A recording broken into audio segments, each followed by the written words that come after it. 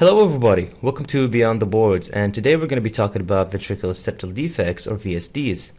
So VSDs are considered one of the acyanotic congenital heart diseases. Acyanotic means that the baby doesn't develop cyanosis after birth but may or may not do so in the future. Contrast this to cyanotic congenital heart diseases in which the baby does develop cyanosis after birth. So a VSD is basically just a hole within the septum that separates the right and left ventricles from each other.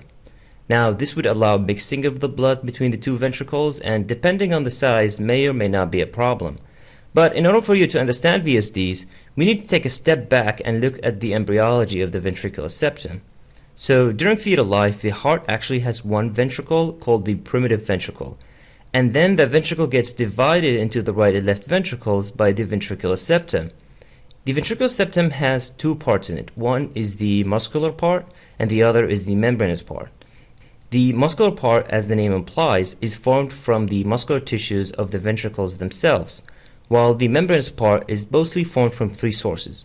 One is the muscular tissue of the ventricles. The second source is the lower portion of the aorticopulmonary septum, which, as the name implies, divides the truncus arteriosus into the aorta and the pulmonary trunk. The third source is the endocardial cushions, which are basically the tissue that separates the atria from the ventricles. It is important for you to know the origin of the ventricular septum, as a defect in any of these three structures can cause a VSD, as we'll explain in a bit. So just to demonstrate this, when we're in embryo, there is just one big artery that is sticking out of our hearts, and it's called the truncus arteriosus. This will then get divided by the aorticopulmonary septum into the aorta and the pulmonary trunk. And as you can see, the lower part of this septum is close to the membranous part of the ventricular septum, and it contributes to its formation. The second source are the endocardial cushions, which, as you can see here, separate the atria from the ventricles, and the parts that's close to the ventricular septum give off cells to form the membranous part. So VSDs are a type of shunt lesions, and as is the case for all acyanotic heart defects, it is a left to right shunt, meaning that blood is being shunted from the left side of the heart, or the systemic circulation, into the right side of the heart, or the pulmonary circulation.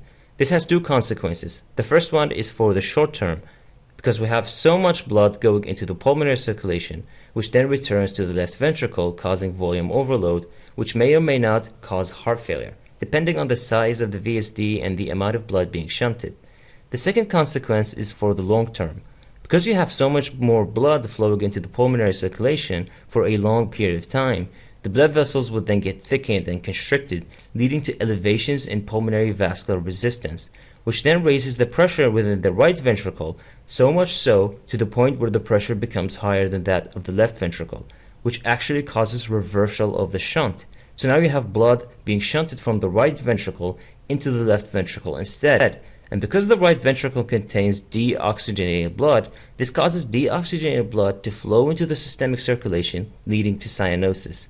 And this is the feared complication of acyanotic heart defects called Eisenmenger syndrome. So the idea of a left to right shunt is interesting because it mixes oxygenated blood with deoxygenated blood. And they usually want to test you on this fact, usually using a diagram. So while normally you have deoxygenated blood coming to the right atrium and to the right ventricle, but then that blood goes to the pulmonary circulation and gets oxygenated by the lungs, so that the left atrium receives oxygenated blood, which then pumps it into the left ventricle. In VSDs, you have a ventricular level shunt, so that in a diagram like this, you can actually see that the oxygen content within the right ventricle going up before it even reaches the lungs. And this is because oxygenated blood from the left ventricle is being pushed into the right ventricle, raising its oxygen content. So make sure you understand diagrams like these, and they are really simple if you just understand the shunt physiology. During the physical examination of a person with a VSD, you can actually auscultate a murmur, which is usually pansystolic. Pansystolic just means that it is present throughout systole, and it is best heard at the lower left sternal border.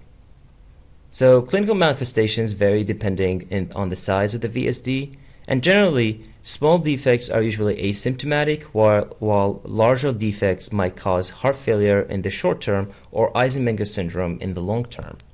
Now, while small defects are hemodynamically insignificant and they probably wouldn't cause heart failure or Eisenmenger syndrome, they still put you at an increased risk of developing other complications, and I mentioned two of them.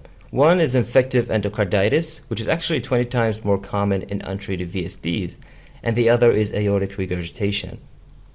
Management of VSDs is complex, and I doubt that you'd be asked about it, but generally the defect can either be closed spontaneously or has to be closed surgically. The rationale behind whether to operate or not depends on a few factors, like the size of the defect or the site of it. And the general rule of thumb is that smaller defects are more likely to close spontaneously, while larger defects are less likely to do so. Thanks for watching this video. I really hope you've learned from it, and if you did, please consider liking this video and subscribing to the channel. I'd really appreciate it. And thanks for watching.